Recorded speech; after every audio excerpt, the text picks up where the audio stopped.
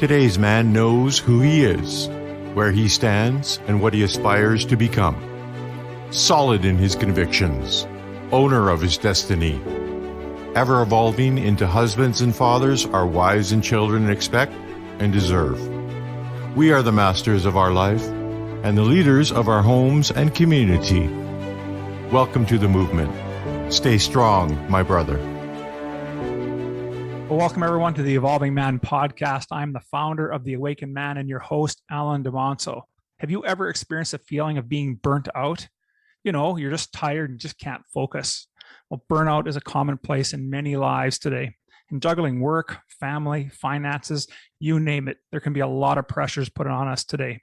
But luckily for us today, I'm going to interview Bo Peter. He is the founder of Grow with Bo, and he takes people from burnout to a purpose-driven life.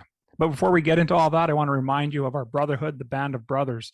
This is our community of strong, resilient men, where each man is dedicated to the growth, not only his growth, but those of his brothers. And this month, I'm happy to say that the band returned. So be sure to check my Instagram page for more details on that. But in the meantime, if you're really interested in raising your standards as a father, a husband, an entrepreneur, then I encourage you to participate in the Hero's Quest. It's a 90-day mentoring program designed to elevate and improve at least one aspect of your life.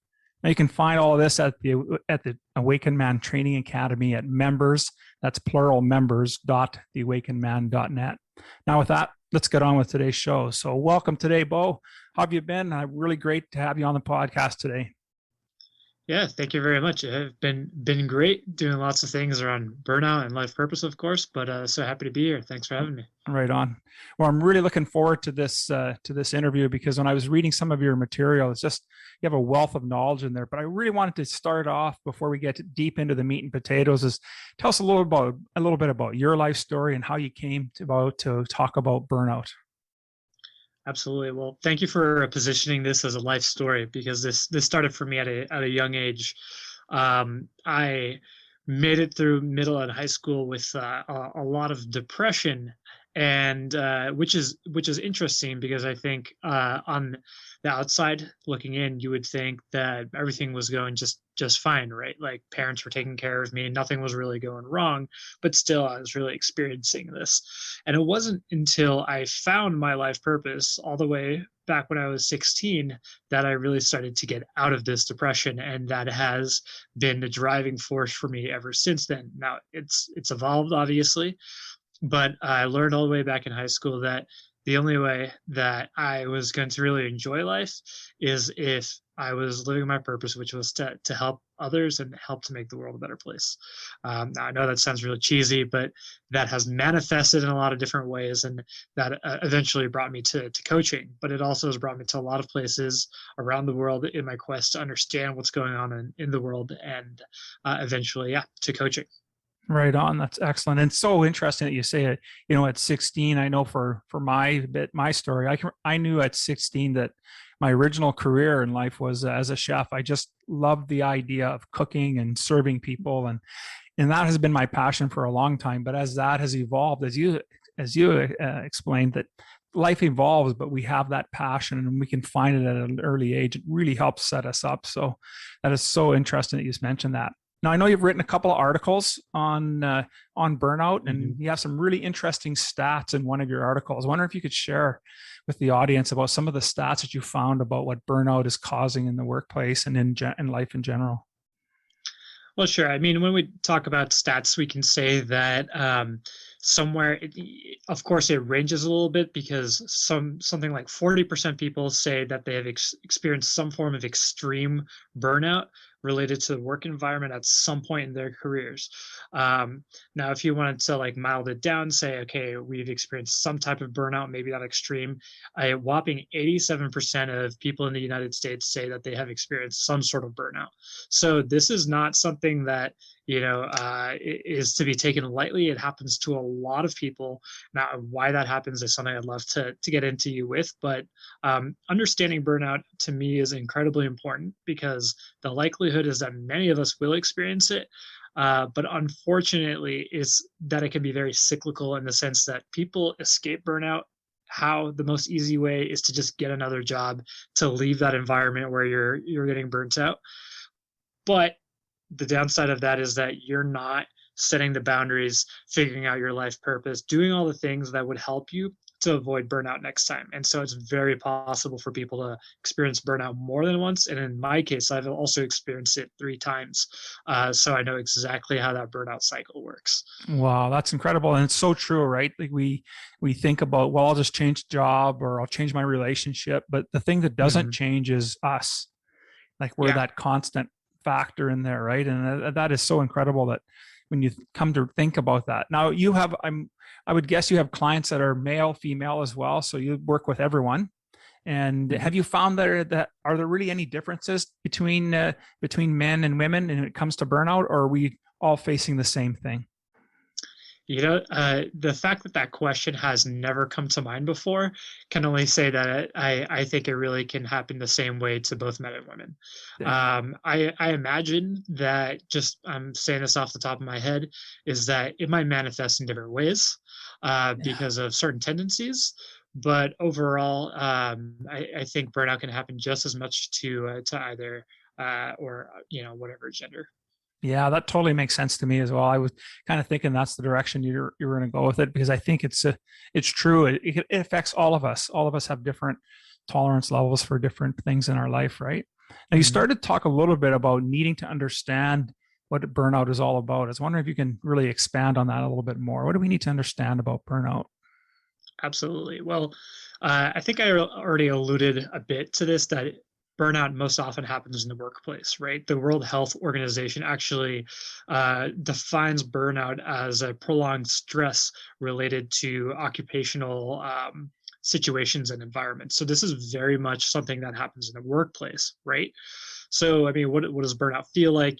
I think at a high level, burnout can be described as like a lack of fulfillment at work. But, as you and I probably know, a lot of people feel unfulfilled at work. So, what else is going on there, right? Right. So, often burnout is accompanied with low energy, having distance from our work, and often we're just not feeling so productive anymore. The thing is that the lack of efficiency at a job often doesn't come from a lack of trying, right? So it's not like someone is just being lazy. In my experience, most of the people who have burnout really do care about their jobs, or at least making a living, right? But the motivation to do the job can morph into burnout when certain characteristics become present. Right on.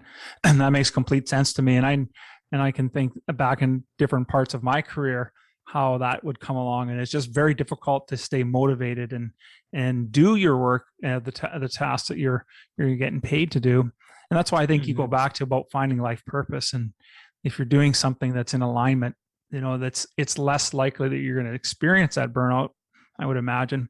And even if we are, I would imagine it's probably less of a factor. Yeah, absolutely. Well, and I'll talk a little bit later about the need for setting boundaries and making sure that we put just as much into life as into work, and creating that work-life balance. But being really clear on your life purpose is what's going to drive us, to motivate us to set those boundaries and actually want to spend more time in a place where we're not going to get the same amount of certainty and significance and maybe even connection that we can get from work. Right on. So those are all needs that we need to have fulfilled. And the fact of the matter is, a lot of us can find that at work, where we might not be able to find that in our personal lives. And that's where life purpose really comes into it. And another side of it, of course, is work stress is what we've been talking about in the context of burnout. But why do we get stressed out about our jobs? Money, right? Everyone needs money, and to get money, we got to work. So if you have that financial stressor and you're just pushing into work, then it's very likely that, because you're getting that first financial stress at home, work stress in the workplace, it's very likely that you're going to feel burnout. Now, of course, if you want to remove the financial stress, you got to have money, right? It's simple as that. That's why financial independence, financial freedom is so important. Well, what if you don't have that? Then you need life purpose, so you can set boundaries. So that's how we can go about trying to find a solution to burnout. Right on. Oh, that's excellent. So you're starting to get in, talk a little bit about that. You also referenced something about this crazy 8 pattern that you reference in burnout. And so I was wondering if you can explain that a little bit, and then what we do to break away from that pattern. Yeah, absolutely. So for anyone that's interested, I did write, Alan mentioned the LinkedIn articles. You can definitely find that on here, since I think in this medium, it might be a little bit more difficult to describe, but let's get into it. What is a crazy 8? A crazy 8, it's a concept developed by Tony Robbins, and you can think of it as a number 8 on its side. It's like an infinity loop, right? And how we can understand this is that we are bouncing back and forth between the two sides of the loop for as long as we need to. And what I mean by that is until we get distracted or we find a more empowering way to get out of it, right? But so what is the crazy 8? How is it experienced for people? Let's just start with how does one even fall into the pattern? So basically, we're assuming that someone is already experiencing some form of burnout, right? But what happens at some point, if you stay in this state of burnout for too long, you can adopt a mentality called learned helplessness. This was something that was defined by a researcher called, his name was Martin Seligman, I believe. And in any case, when you adopt learned helplessness, you start to believe that you have no control over the situation, which is very, very common in work environments where you don't. That can cause more burnout. And I guess I didn't really get into that, but let me take a step back and talk a little bit about work environment. Is that work environment, especially if you have a feeling that you don't have control over your workload or your pay, there's unclear expectations about how you are going to grow, both in your skill set or financially speaking, and there's dysfunctional workplace dynamics. This is a breeding ground for burnout, right? That being said, two people in that same work environment, in the same jobs and the same work responsibilities, can reach burnout or not in totally different phases. So it has just as much to do with the individual as the environment. Does that make sense? Yeah, totally. Right. Because there'll be lots of outside influences as well, right? Like you were mentioning earlier, talking about like the family pressures. Maybe there's financial pressures, other pressures coming in. So that compounding the issues at work, I could totally see someone getting to a burnout state way quicker than another individual. Absolutely. And we're only, getting the tip of the iceberg at this point. There's all of the history that we have behind us, how we relate to things, our triggers, our anchors, and so much more that gets into our psychology, right? But let's stay in in a place where it's a little bit easier to explain. So back to learned helplessness, when we feel like we don't have control over a situation, we can adopt this mentality. So for example, you might be facing a really big workload, right? A never-ending workload. And because you are a motivated, high-achieving person, you're dead set on, earning the money that you feel like you deserve, but you still got to earn it. You might say, I got to double down on this. I got to do everything I can to bring down this workload so I can balance out my life again. But the tricky thing is about workplaces is that there's always a never-ending list of tasks, right? There's always going to be more work to do, right? And so that person can work hard and they get very little extra rewards for it, and they only get more stress. They're not spending time with their family, they're not spending time on health, and it reinforces this idea that they have no control over their life, their work situation, and that's what creates this learned helplessness and starts the pattern of the crazy 8. Right. That makes total sense to me. So do you think it's possible that we can actually prevent burnout, or is this just something we're doomed to experience in our lives? So I hope that we're not all doomed to experience burnout, right? That being said, I am a firm believer that painful experiences can teach us far more than experiences of pleasure and happiness. But still, that does not mean that we're all doomed to experience burnout. I think I already mentioned earlier about the organizational culture being really important. to whether or not you experience it. And then actually yesterday I was having a discussion with a gentleman. His name is Paul. Well, okay, his name is Paul, and he is excuse me, Paul, for messing up your last name there, Gugliotti, I think. And he is a board member of a lot of financial companies. And I asked Paul, I said, who do you think is responsible for creating or for mitigating burnout? And I loved his answer, and I wasn't sure which way he was going to go with it. But what he said is that it is absolutely the responsibility of leaders to make sure that the people who are working for them, the people that are looking up to them, are making the time for work-life balance. And if from a leader's perspective in your organization, you have to create a situation where you are promoting that work-life balance. You're promoting a culture of going home on time, promoting a culture of shut off when it's time, right? And promoting a culture of knowing that you can't get everything done all at once. And some people call that planning. You got to plan ahead. But in any case, the point here is that we are not all doomed to experience burnout, but it has a lot to do with an environment. It has a lot to do with what's going on internally. Now, what our employers can do for us is help mitigate this and help us not all feel burnout. Yeah, exactly. I'm here listening to tell that story, and I'm thinking of some recent articles. Earlier in my career, I spent it in the hospitality industry as a chef working at restaurants and hotels, and I can tell you that because of the pandemic, today it's very challenging. I live in Canada. It's very challenging for restaurant operators to be able to recruit employees, because the employees have started to realize that even though it's an entry-level position into the workforce, it truly is a labor of love, and because it's hard to have an end time. And I think that's so important, that even as in an environment like that how can leaders and employers learn how to treat their people better, to give them opportunities to not get burned out, because like I said, my earlier career was nothing to work 16 hours a day, 70, 80 hours a week in the restaurant business. That was just par for the course. And that's just not sustainable. And it's just not sustainable for anyone. So I think that's such a profound statement that Paul brought up and was able to, to make clear. I think that's so important. Now, you also list, and you started to talk a little bit about it, but I really wanted to get into, you have one of your other articles, noticed you had these 5 steps that we can do to help us with burnout. And so I was just wondering if we could spend some time going through each of the steps today.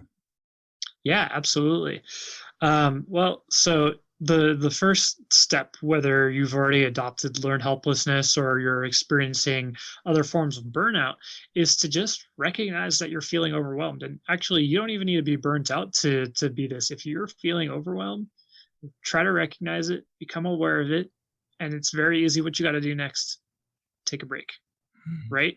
And I think this is good advice for anyone. And if you want to take it a step further, and I do recommend this to people, is schedule breaks into your day. There's a lot of different ways to take a break. It can be a walk outside. It can be meditation. It can be journaling. It can be listening to some music you love, whatever. Everyone has got a different way to recharge and recover. Schedule it into your day. Why do you think I say you should schedule a break into your day, Alan? I would think that if I don't schedule it, then I'm not going to do it. And absolutely. If I know that I've put, half an hour or 15 minutes or something at a point in my day, then I'm giving myself that ability. But if I don't do it, I know for me, if I don't put it in the calendar, it's not happening. Yeah. And I'm totally in the same boat with you, man. If I don't do it, then I'm just going to keep scheduling all sorts of other activities. Now, another natural response to I'll take a break when I need it. Right. But what's wrong with that is that if you're taking a break when you need it, it's already too late. You're already tired. You're already exhausted. Right. So by scheduling into our breaks, we can proactively manage our mental and physical health, which brings us into the next step, which is to take care of yourself physically and mentally. Yeah. So, I mean, what I teach my clients is that, we might think of working and life as a work-life balance, right? So there's the professional side and there's our personal side. Now, the reality of the situation is that within the professional life, you might have like career, you might include wealth or financial well-being, you might include side hustles, right? That's your professional life. Now, if you look over your personal life, there's a lot more areas of life. There's physical and mental, that's just two, right? There's your family, and that comes in many different forms. There's your other relationships, there's your hobbies, your passions. I could keep on going on. There's so many more areas of life to focus on the personal side, and physical and mental are just one of them. So there are two of them, and you could even turn it into three if you want to say like emotions and managing that type of stuff, right? So you got to take care of this first and foremost. If you don't have the energy to take, if you don't have the energy, you're not going to be able to do your work well, right? That's why so many people who are experiencing burnout are stop being good at their jobs, is because they don't have the energy anymore, right? So step two here is, and it ties very much into taking a break. Take care of yourself physically, take care of yourself mentally, so that you have the energy to be present in all moments of the day. Yeah, no kidding. That makes so much sense, right? And even the taking the break, and I'm thinking of, a bad habit that I would get into at work was having my lunch at my desk. So I'm not necessarily taking a break, right? I'm still pounding away at an email or working on a report and doing something, but I'm not really taking a break. And so I really like that you're saying about, take a break, but then also something physically and mentally that you can take care of yourself. And so really that's removing yourself from that environment. The 15 minutes or the half hour or whatever that break is that you're giving yourself is a big game changer for us. Yeah, totally agree. Yeah, and since we're on the subject, I would say when you're taking a break, try not to get too distracted by other stuff. That means don't pull out your phone, don't look at everything on Instagram, don't look at more emails. Like, take a break for you, right? Take a break and focus on that break. That other stuff feels like it's instant gratification, and I understand why people, do that, but it doesn't help you recover and recharge like you need to. Yeah, fair enough, right? So we've got two of the steps in. We've got recognize. First thing we need to do is we need to recognize that we're in a state of getting to burnout or being burnt out. Now we're going to schedule some time in. We're actually going to take some time away for ourselves, some physical and mental care, whatever that looks like for us. And then what's the next step then would you recommend that people do to manage their burnout? Yeah, absolutely. And I think it's at this point where most people say, all right, I'm realizing that I'm overwhelmed. I'm taking some breaks, but still not enough. I'm going to jump ship and do something else, right? And that's when they go find another job and they go through this whole pattern again. Now, this next step is just to get really clear on what really matters to you. I mentioned that there's these different areas of life, right?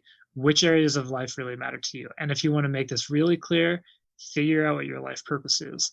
Now, you and I both know that figuring out your life purpose, it seems like a really daunting task, but with the right inquiry and the right questions, you're able to find out what your life purpose is. And once you know that, you can make sure everything else aligns with it.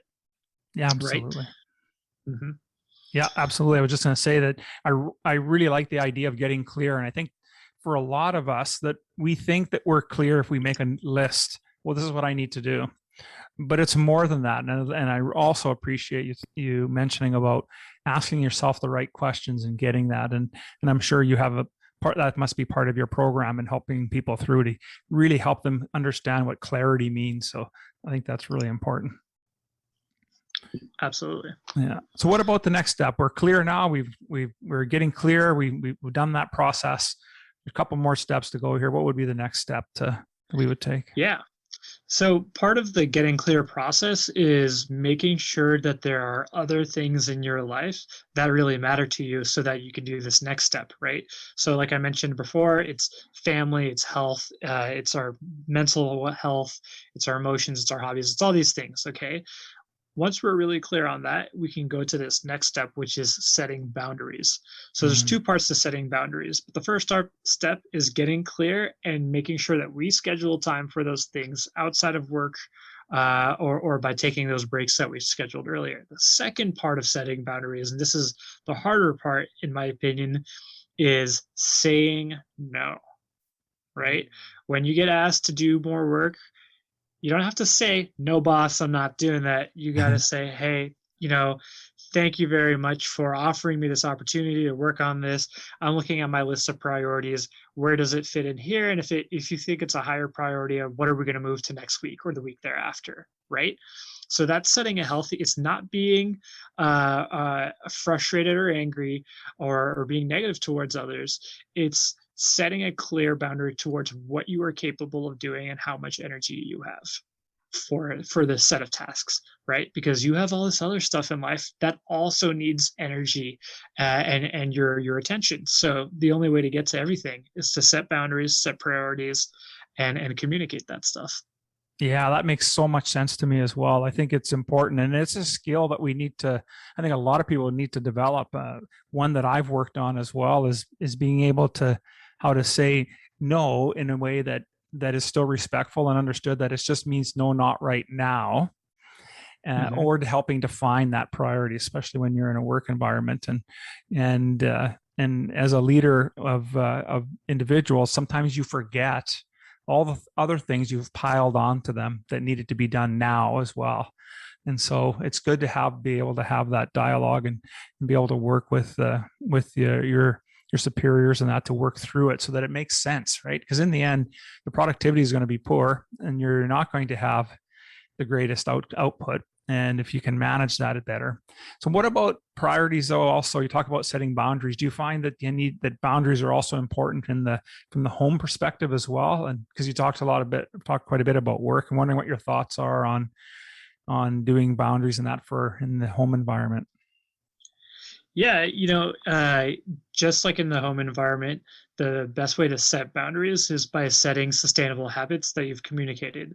Yeah. So, for example, instead of saying, no, honey, I'm not making time for you tonight, you commit yourself to at least one night a week, and it's best if it's the same night a week, to having that date night, making time to specifically spend time with your partner or your significant other. And if you're single, that means you're spending that one night a week to develop those relationships that could turn into those lifelong friendships, right? Or partnerships. So by committing ourselves to something like this, we're we're building walls in our routine. We're setting boundaries where it's also very clear to that other person when you're going to be there for them, right? And I'm not saying okay, give them the one night and that's it. Just at least have that one night where it's very, very clear. And then you could have some other nights where it's for example, for me, Monday and Tuesday night, I like to work a little bit longer and do a couple of the other things. And that's now clear with my partner and I, but she knows Wednesday tonight is date night and we're going to have a really good time tonight. Yeah. And so that helps set a routine that makes it really clear that we have all these other things that also need our attention. Yeah. Well, and it builds mutual respect within the relationship because now you're honoring them as well in it because you're being able to set that, you're clear with it. You're actually practicing all of the other three steps in being able to manage and handle the potential burnout that can come along. So I think your explanation there on boundary setting is outstanding. That's just great. So we have one last step here to get to. So we've recognized that we're overwhelmed. We're starting to schedule ourselves some break time away from everything. We're taking some physical and mental care, doing the things that resonate with ourselves, getting really clear now. And we're clear on our life purpose, clear what it is that we're trying to do, and you set some boundaries. What's the last step that you would recommend to help with burnout? Burnout, boy. Yeah. So the very last step is to get support, right? And the last step is getting support because once you've done some of these other steps, it's again time to communicate how others can help you. But even before you do that, getting support can look like talking to your partner, talking to some friends, talking with whoever you can be vulnerable with, and just getting that emotional support, just validating the way that you're feeling, right? So it ties it back into step one, but just having someone to be there and say, you know what? Yeah, it makes sense that you feel this way. Not that they're going to help you try to fix it necessarily, but just getting that validation and support because sometimes that's really important to hear. Yeah. Now, of course, if you're struggling with some of these other steps, if you're struggling with getting really clear on what matters to you, if you're struggling with setting boundaries, then it might make sense to get some professional help, whether it's a therapist or a coach who can help you get really clear on those things so that you can break out of this cycle, break out of that crazy eight, and stop experiencing these things. Yeah, absolutely. Well, that is outstanding stuff. I really appreciate that, sharing those 5 steps for folks. So you've been alluding to, you have a couple of different programs in that. If someone was to be able to reach out to you, what would be the best way for them to be able to get in contact with you to learn a little bit more about burnout and how you can help them? Yeah, definitely.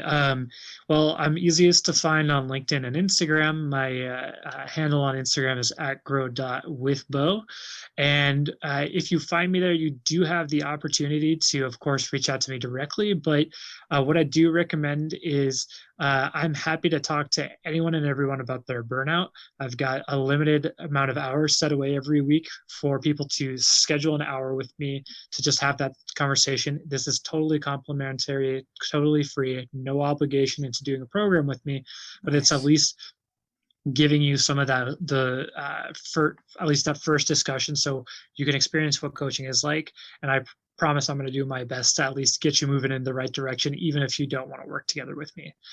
If you do want to work together with me, I do have an 8-week program that is a transformational program. It's not just about burnout. It is about getting clear on your life purpose, getting clear on those areas of life that matter to you, getting clear on some of those deeper limiting beliefs, rules that we've set for ourselves, relationships that we have in life, and how we can change our meaning to those things so that we can live in a more fulfilled way.